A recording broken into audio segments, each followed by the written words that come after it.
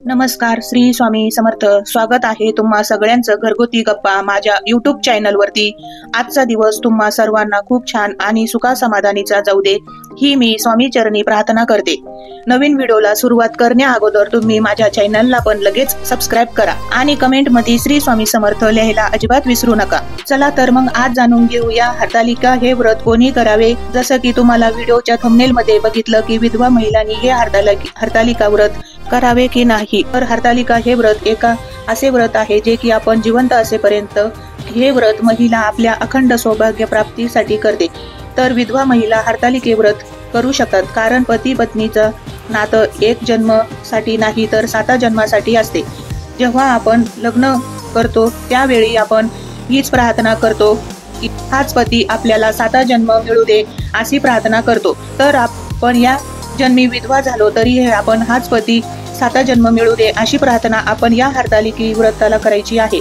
मला पुढच्या जन्मी पतीचे 7 मिळू दे अशी प्रार्थना करायची. आपण सगळेच जाणतो की हरतालिका व्रत हे अखंड सौभाग्यवती आणि पतीच्या दीर्घ आयुष्यासाठी केले जाते.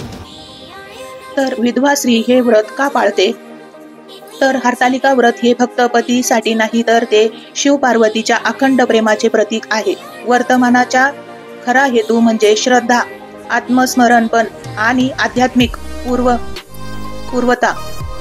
विधवा स्त्री जेव्हा हे व्रत करते तेव्हा ती केवळ संसारासाठी नाही तर आपल्या आध्यात्मिक सौभाग्यासाठी करते. हे व्रत तिच्या आयुष्यात बळ, आत्मविश्वास आणि मानसिक शक्ती निर्माण करते. समाजात तिला वेगळ्या नजरेने बघितले जाते असले तरी या व्रतामुळे ती स्वतःचं स्थान सन्मानाने जगू शकते. म्हणजे सौभाग्य फक्त पतीवर अवलंबून नसून ते स्त्रीच्या श्रद्धेत, भक्तीत आणि आत्मशक्तीत दडलेले आहे.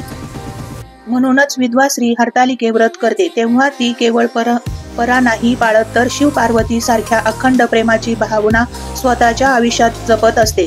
सौभाग्य हे केवळ जोडीदारात नाही तर स्त्रीच्या आत्म्यात आहे, हेतू आहे. जर तुम्हाला माझी माहिती आवडली असेल तर चॅनलला लाईक, शेअर, सबस्क्राईब करा.